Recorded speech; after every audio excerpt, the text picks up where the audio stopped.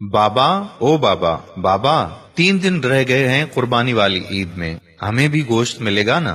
بابا کہنے لگا ہاں ہاں کیوں نہیں، بالکل ملے گا۔ بچی کہنے لگی بابا لیکن پچھلی عید پر تو کسی نے بھی ہمیں گوشت نہیں دیا تھا، اب تو پورا سال ہو گیا ہے گوشت دیکھے ہوئے بھی۔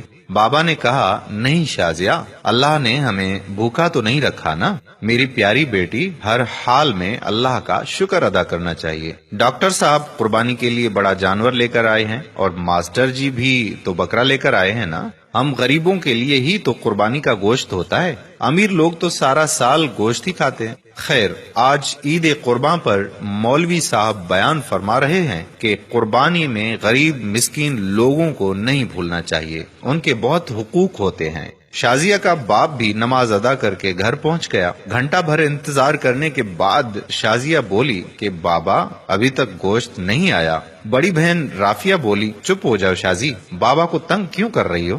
وہ چپ چاپ دونوں کی باتیں سنتا رہا اور نظر انداز کرتا رہا۔ کافی دیر گزرنے کے بعد جب کہیں سے گوشت نہیں آیا تو شازیہ کی ماں بولی کہ جی سنیے جی، میں نے تو پیاز اور ٹماٹر بھی کاٹ دیے ہیں لیکن کہیں سے ابھی تک گوشت نہیں آیا، کہیں بھول تو نہیں گئے ہماری طرف گوشت بھجوانا؟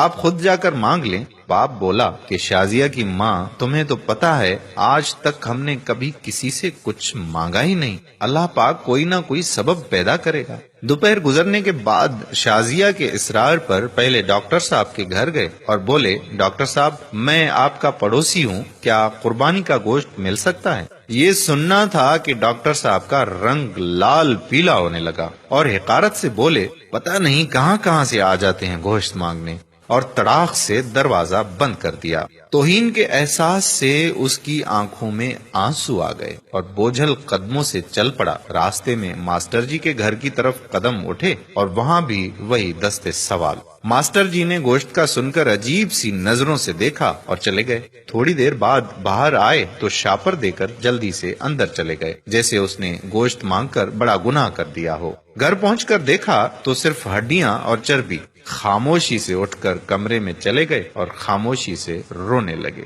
بیوی آئی اور بولی کہ کوئی بات نہیں، آپ غمگین نہ ہوں، میں چٹنی بنا لیتی ہوں۔ تھوڑی دیر بعد شازیہ کمرے میں آئی اور بولی بابا ہمیں گوشت نہیں کھانا، میرے پیٹ میں ویسے بھی درد ہو رہا ہے۔ یہ سننا تھا کہ آنکھوں سے آنسو گرنے لگے اور پھر پھوٹ پھوٹ کر رونے لگے، لیکن رونے والے وہ اکیلے نہیں تھے، دونوں بچیاں اور بیوی بھی آنسو بہا رہے تھے۔ اتنے میں پڑوس والے اکرم کی آواز آئی جو سبزی کی ریڑھی لگاتا تھا۔ انور بھائی دروازہ تو کھولو۔ دروازہ کھولا تو اکرم نے 3-4 کلو گوشت کا شاپر پکڑا دیا اور بولا کہ گاؤں سے چھوٹا بھائی لایا ہے، اتنا ہم اکیلے نہیں کھا سکتے، یہ تم بھی کھا لینا۔ خوشی اور تشکر کے احساس سے آنکھوں میں آنسو آ گئے اور اکرم کے لیے دل سے دعا نکلنے لگی۔ گوشت کھا کر ابھی فارغ ہوئے ہی تھے کہ بہت زور کا طوفان آیا، بارش شروع ہو گئی، اس کے ساتھ ہی بجلی بھی چلی گئی۔ دوسرے دن بھی بجلی نہیں آئی، پتہ کیا تو معلوم ہوا کہ ٹرانسفارمر جل گیا ہے۔ تیسرے دن شازیہ کو لے کر وہ باہر کہیں جا رہے تھے تو دیکھا کہ ماسٹر جی اور ڈاکٹر صاحب بہت سا گوشت باہر پھینک رہے تھے جو بجلی نہ ہونے کی وجہ سے خراب ہو چکا تھا اور اس پر کتے جھپٹ رہے تھے۔ شازیہ بولی کہ بابا کیا کتوں کے لیے قربانی تھی؟ وہ شازیہ کا چہرہ دیکھتے رہے اور ماسٹر جی اور ڈاکٹر صاحب نے یہ سن کر گردن جھکا لی۔ خدا را احساس کریں غریب اور مسکین لوگوں کا۔ یہ صرف ویڈیو ہی نہیں، اپنے آس پاس خوددار مساکین کی ضرورتوں سے ہمہ وقت آگاہ رہنے کی آپ سے درخواست بھی ہے۔ اس قربانی پر اپنے پڑوس میں خوددار مساکین کو بھی ضرور اس کا حصہ دیں تاکہ وہ آپ کے لیے دعا گو ہوں۔ آج کی ہماری یہ ویڈیو اگر آپ کو پسند آئی ہے تو اپنے دوستوں کے ساتھ بھی شیئر کر دیجیے اور ساتھ ساتھ ہمارے یوٹیوب چینل پیارا اسلام کو سبسکرائب کریں اور فیس بک پیج پیارا اسلام کو لائک کر کے فالو کر دیجیے تاکہ ہم ایسی مزید معلوماتی اور دلچسپ ویڈیوز آپ تک پہنچاتے رہیں۔ جزاک اللہ خیرہ۔ السلام علیکم ورحمۃ اللہ وبرکاتہ۔